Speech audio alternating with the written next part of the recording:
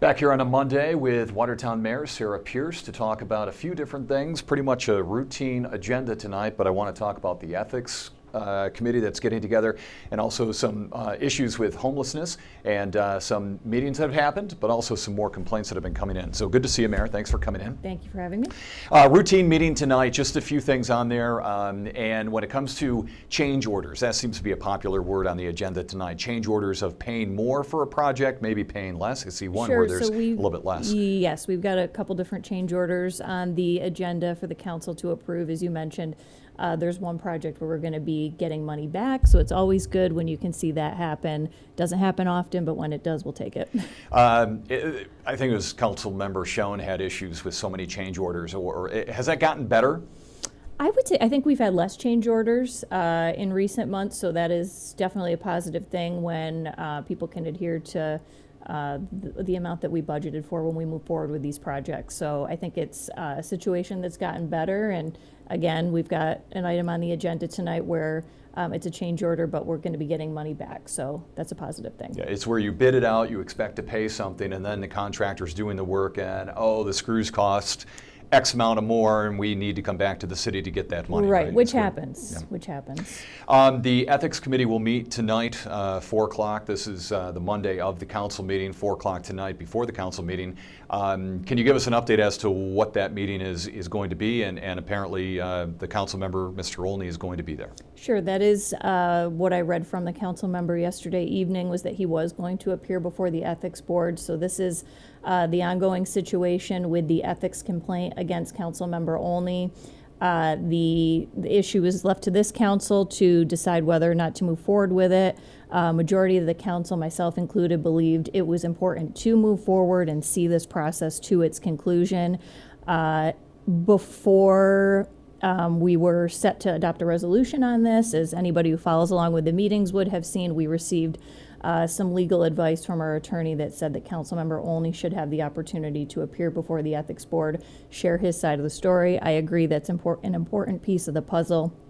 The council decided to move in that direction to send the complaint back to the ethics board, and the ethics board in turn sent a letter to Councilmember Olney inviting him to appear before the committee, which, as you noted, will happen this afternoon at 4 p.m. And so they meet, they then will go into executive session, if I read the agenda correctly, for the ethics board. And do they render a decision after that today, or is it not a today thing? That would be up to the ethics board. I could see them having, a little bit of time to think things over. That's certainly possible, but ultimately that decision is up to them and based on the discussion that happens this afternoon with Councilmember Olney.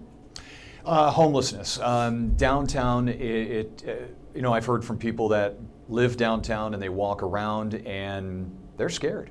They are not liking the people that they run into, the things that they're seeing.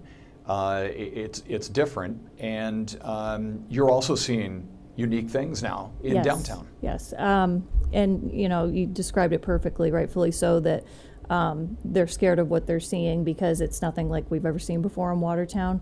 I've been receiving complaints from residents, from business owners, again, especially in the downtown area, regarding the population of people who are homeless. And I think when we talk about homeless, I think there's two different types of homeless people. There's homeless people who fall on hard times and are having trouble making ends meet and need a little bit of support to get through and a place to lay their head, and just that little bit of extra help from social services in order to get themselves back up on their feet, and they want to get that help.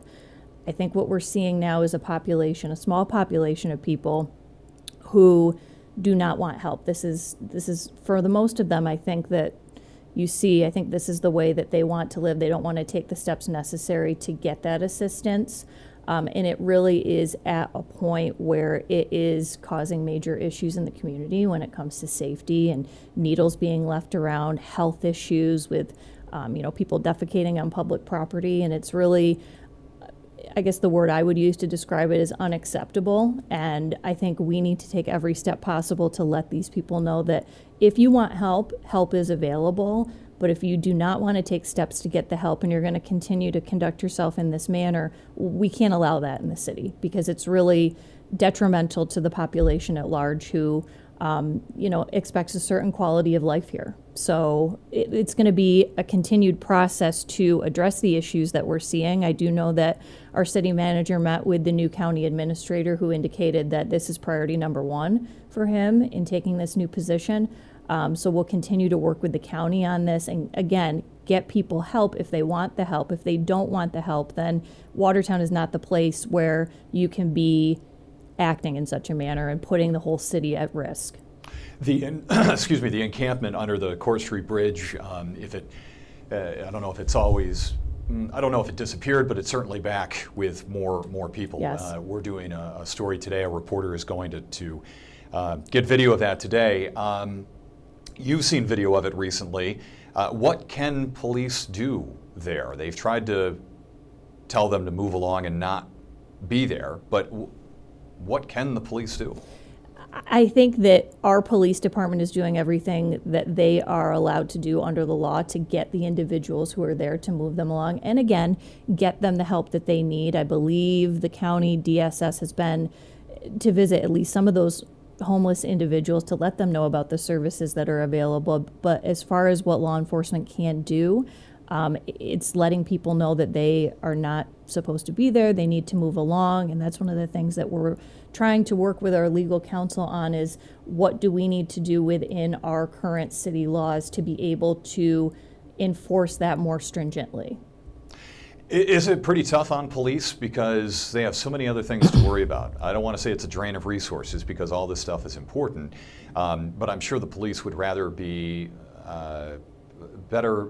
Probably the morale may be better if they're solving crimes or preventing crimes or taking care of the drug issue and that sort of stuff, instead of needing to do the 5th trip down to the encampment underneath the Court Street Bridge in a day. Definitely, yes, for a police department that's already overtaxed when it comes to calls and attention needed to other more serious crimes, it is, obviously a bit of a drain on resources, and their time is certainly valuable. And I know I get calls and pictures sent to me of people all over the city in situations needing their attention related to this issue. And it certainly is something that we need to continue to work toward to solve, because again, it simply put a drain on their resources. Mm-hmm. And so as you work with the county, I don't want to say that the city hasn't really neglected, it's the wrong word, but is the city more of a partner now, you think, in solving this issue? Before it was, this is a county,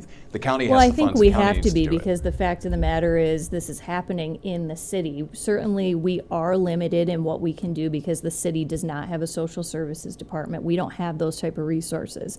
But the message from the city to the county, at least from myself, the city manager, is we are partners with you in this. Whatever we can do, we will help with. And so that's how I would like us to continue, obviously, moving forward to try and finally solve this. Are business owners complaining to you? Yes, yes. Business owners, specifically downtown, is, I've gotten a lot of complaints there. And it's tremendously unfortunate because we put so much money and time and effort in building up and improving downtown, only to have something like this dragging it down. So it's really, again, unacceptable. And individuals who want to live their lives this way, that's fine, but Watertown's not the place to do it. Mm-hmm. Yeah, I mean, so much investment has gone in for business owners and businesses, but you want people to live downtown as well. Correct, There are yes, some exactly. beautiful apartments that people can call downtown home, and just walking to and from their car can be a pretty scary situation from what I'm told. And it's not just thinking about this more. It's not even just the drug issue, I think, plays into it for these individuals. It's also mental health too. So I think there's opportunities too to re-engage our state officials. We had a great meeting last month up in Ogdensburg with officials from the state, and I think we definitely need to make them aware that this problem is not getting any better. It's getting worse, in fact, and we need all the help that we can get to address it. Yeah, and the time is is here. It's colder. It's going to be this week, and as we get closer to winter. So, all right, Mayor, thank you for coming in. Thank you for having me. A couple of issues, and thanks for joining us. We'll see you next time.